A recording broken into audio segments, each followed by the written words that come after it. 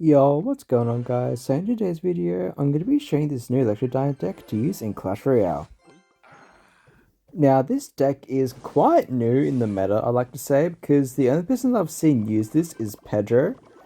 And as you guys know, Pedro is probably one of the best players in the entire world right now. He's always constantly in the top 10, and I saw him use his exact variation. So, this is probably one of the better E-Giant decks. Like, it's very unique, that's for sure, and it's always super fun to play. Because you can get so much value out of your cannon in the middle, for example, then go skeletons up top to pull everything into the middle. So there's also a lot of outplay potential because you can usually, like, with Mortar, Mortar is actually one of the hardest matchups with E-Giant, but I saw Pedro be winning it with this exact deck. So hopefully versus Mortar to show you guys how to beat it, but if not, it's chill. So this guy's got a Firecracker Monk. I think he's got a E-Drag Roam Rider deck if I had to guess. Oh, he does have Roam Rider because he played it, but yeah, I think I know this guy's exact deck. And this might be a bit bad to say, but I feel like all Koreans play this exact deck, and I have no idea why. Like, there's some variations of this where they run recruits as well, but I don't think this guy's using recruits. This guy's just using a bunch of cycle cards. So yeah. So I'm not sure what this guy wants to do. He goes Bar Barrel, I guess fair play. I think I can go Lumberjack in the back, but he might have a NATO, so I'm going to be careful. He goes for an E-Drag. I could just lining it because one, it's Evo, and two, even if it wasn't Evo, I'd still be lining it. And that was an insane lining because we hit the Monk as well, which is perfect. So that means we don't have to deal with the Monk, and Monk is kind of good against our deck because we're using Cannon. But it's one of those things where you have to pull the Monk outside of the Cannon. So the Monk will not deflect the cannon shots, if that makes sense. Well, okay, I was going to go E-Giant, but I felt like Lumberjack was the better play there. I'm going to go for a Lightning on the E-Drag. I know I didn't hit the Firecracker, but it doesn't bother me. That brings my gun on tower. Nice, it does. Perfect. What's this guy doing, bro? This guy's so brain dead. And now we get a free King Tower. Perfect. So this is what I'm saying. Like, we pull the Monk to the opposite side of the cannon. So we can freely go for a cannon on top of the Ram Rider, and the Monk doesn't deflect the cannon shots. I'm going to Tornado the E-Drag closer to my tower, so I don't have to deal with it. So he doesn't get a counter push per se. Goes in for an Evo Firecracker. I think I'm just going to lightning it, but we end up missing, which is a bit tough, but it doesn't really matter because we're up so much damage anyways. Okay, he finally gets his King Tower activated, but at what cost? I think that's too late. I think he's gonna go Ram Rider, I'm not sure though. I'm gonna go for a cannon on top, just so it kills his Monk, hits the E-Drag. That Ram Rider is going to go on my tower, which is a bit unfortunate. So we're just gonna try and NATO it up. His Firecracker is getting a lot of value, so it is kind of getting a bit hairy here. He gives me another good lightning, which I don't know why. Like, usually he wants to play his E-Drag up top to the point where I can't lightning his E-Drag and tower. But maybe this guy's given up, so I'm not sure. I'm going to cry face him because why not? This guy might have given up. Oh, no, he's still playing.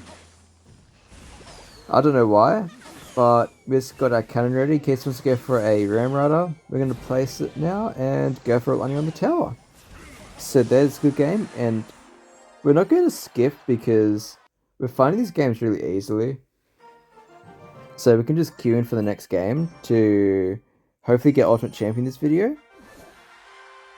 So we are in our next game against this guy. Not sure what he's running. Like, usually with that exact clan, they usually run like a hog deck or something. Usually. He goes Bar Barrel. Could be a lot of things. Could be Loon Cycle, or it could be Graveyard. And the Stein plus Bar Barrel is making it look like it's Graveyard. So I think Graveyard is a bit of a hard matchup. Only because we've only got one spell. Sorry, one small spell, which is the Tornado. And usually I'm never playing the Tornado on the Graveyard unless I'm trying to go for a fancy King Tower activation. Goes in for a poison. Not sure if I agree with that, but then again, he might have had a horrible cycle. So I'm gonna go for an E-Giant at the back. I got my cannon ready. That's the best cannon placement to kill the graveyard. If you guys didn't know that. So he might pressure me opposite lane. I'm not sure what he's doing. Okay, I guess he's playing defensive. We're going to get cannon on top of his cannon because one, it's distracting his Goblin Stein, and two, it's making it so it's getting so much value on top of his units as well, which is amazing. He does go in for a good knight, I guess, but we're going to try and spam in the bridge and try and punish him maybe. See how he's going to defend this. He might get his King Tower up, or he might miss some of the skellies maybe. Okay, he missed one, so we do get 2 shots on the tower from the little skelly there, which isn't the end of the world. Maybe in hindsight that was actually a horrible lumberjack, only because it did give him that free King Tower. I should have maybe done a lumberjack in the back maybe, like just to play passive. I tried to punish him for overcommitting, but yeah, it didn't work out. He goes Golden Sun opposite lane, which is the correct play because usually as the graveyard player you do want to go opposite lane. Okay, goes in for a poison. We can get a cannon outside the poison range, which is good for us. We can go in for an E-Giant because we do have a cannon alive, so if he does go in opposite lane, we've got the cannon helping out. We're going to get a lumberjack maybe, yeah, behind this E-Giant. We could have gone in front, doesn't really matter. I only went behind because of Evo Knight. We're going to NATO in that Ice Wiz. Perfect. I'll place my own Ice Wiz. He goes cannon. Oh, I tried to predict his cannon, but it didn't work out. Bit unfortunate. Does go in for an E-Giant. So I go in for an E-Giant just because I want to deal with his... Like, I just want to make sure he can't get off a proper push.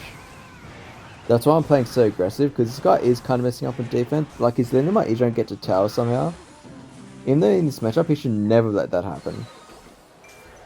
But it's just one of those matchups where, like, we're just outplaying him. And Print is such a good card in this deck, because this guy doesn't have a lot of ground. Like, outside the Knight, he always has to spend a champion on the Print, which is amazing for us. So because he's got no starting cycle, I feel comfortable going for an E-Giant. The general rule of thumb for going for an E-Giant is basically going for an E-Giant when you know you can't get punished. So because he wastes his Goblin Stein and he wastes his Knight prior to that, he can't really punish me. And if he does a bad grab out like he did on the right. So we fully defend that easily. And now we can probably go in for an E-Giant on the bridge, only because his cannon is about to be out of cycle. Perfect. He does go for a NATO, which is alright, I guess. Well played in his end. We're going to go Prince to deal with that Barbaro and the Ice Wiz on the left. Am I going for a Goblin Stein Graveyard? Yeah, so I'm going to try and DPS the Stein monster. Going for a Skellies on the right side to try and deal with the graveyard, and that was honestly really good defense. We take those. This is actually a very hard matchup, I'm telling you guys. We're going to stack our cannons, so he can't really go in for a graveyard push. I'm going to go in for an E-Giant to the left, only because we want to apply pressure. Yeah, I'm going to go lightning on the Stein and the monster and the cannon. We're going to go for cannon on defense. Cannon is actually the best answer for my deck against graveyard if there's no tank. Even with no tank, you can play cannon in that exact spot, and you can play Ice Wiz on the right, and it fully defends the graveyard basically. Maybe if you unlucky RNG hits. And yeah, that is good game. And like I said, we're not going to cart, we're just going to keep queuing, because usually at this time of season it's really easy to push ladder. So we're in our next game against Shiraz. Isn't that like a alcohol thing? I don't know. Gives us the good luck. He goes Ice Spirit. We're gonna go for a good Ice Wiz to deal with the Ice Spirit and not make a jump on the Ice Wiz itself. See what he does. He does go for a hog. This is actually a horrible matchup. I don't know if this will activate because of the prince. Yeah, it doesn't. That's unfortunate. Oh well. Yeah, I'm laughing at him because it's such a horrible matchup and he already messed up, so. Goes in for goblins. Okay. And Valk. Oh, I think this is, yeah, I think this is Viper's deck. Yeah, so I'm going for an E-Giant because he can't really DPS my E-Giant properly. I don't see how he's supposed to do this. We're going to go for an Ice Wiz to deal with the Exy, then Skellies afterwards. This should be perfect. This should be, like, he is going to get a lot of damage, but we're going to take out his tower. I could have gone NATO, but I think that would have been overcommit, so maybe to just take the damage from the goblins. Perfect. This is why it's good to identify what meta decks there are. Like, this isn't a meta deck, but this is like one of the OG decks. So honestly, because I did that, I just went in for an E-Giant on the right, knowing he had no building. And yeah, that's basically my whole thought process there. I'm going to go for an E-Giant here. This might cost me, potentially. Not cost me, technically, but maybe prolong the game. I don't think this would cost me the game, but we should be fine. I'm going to BM him because I don't know why I'm BMing such a free matchup. Never do this, guys. Never BM a free matchup like this. We only get Lumberjack behind the Executioner, so he can't get a cheeky NATO off and just get a double hit on my tower. I don't know why that guy defended that, by the way. He should be like going full on offense, but I'm not sure what he's doing. So now all we basically have to do is just Lightning Cycle and GG's.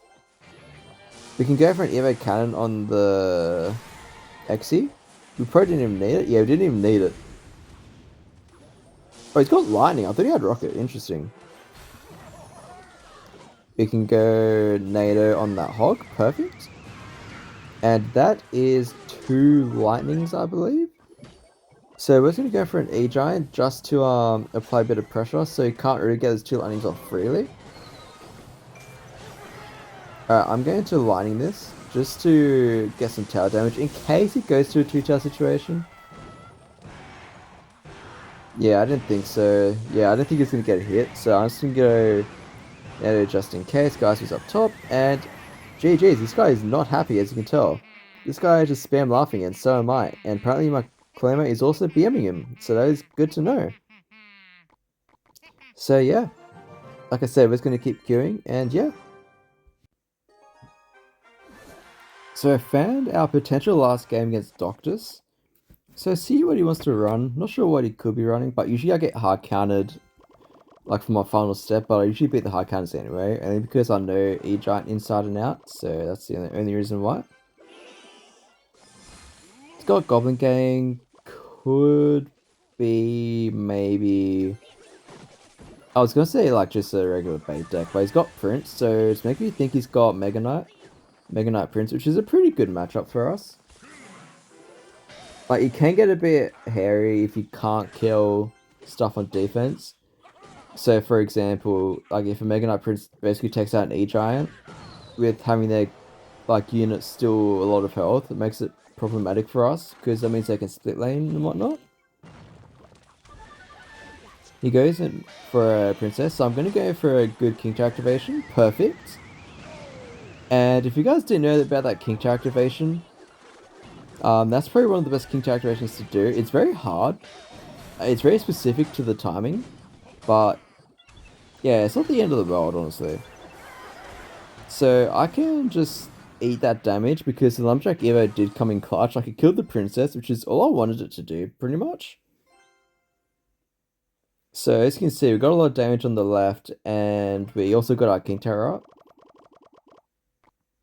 Now, as a general rule of thumb, with E-Giant, you always want to try and get your King Tower up unless you're versing stuff like Expo, Mortar. Oh, Mortar's good because they run Miner, but mainly Expo and Royal Giant.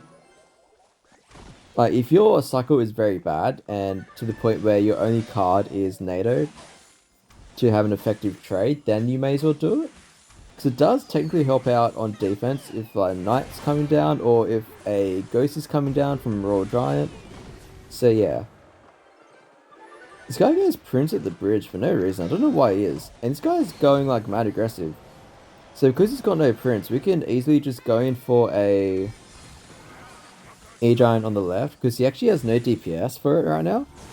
Yeah, see, like, Mega Knight Evolution is not going to push back the E-Giant. It's just like a regular Mega Knight, technically, on the E-Giant. This matchup can get a bit hard. Like, this guy didn't play the best, but this matchup is hard if he stacks Firecrackers, because I can't really kill it. Gonna go Skellies for that Prince so it doesn't charge straight away. I'm gonna go E-Giant on defense. I love going E-Giant when the cannon's down low, because cannon just shreds everything. It wasn't the best situation there, but it can happen.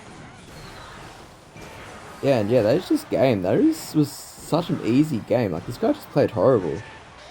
It's a good matchup for me, I feel like, but this guy just played bad, honestly. I gotta keep it real. He's just playing horrible. Like, delete the game. So, let's see what our win rate is. Our win rate is 88%, which is not too bad, actually. It could be worse. But yeah, I'll see you guys in the next video. And please make sure to like and subscribe.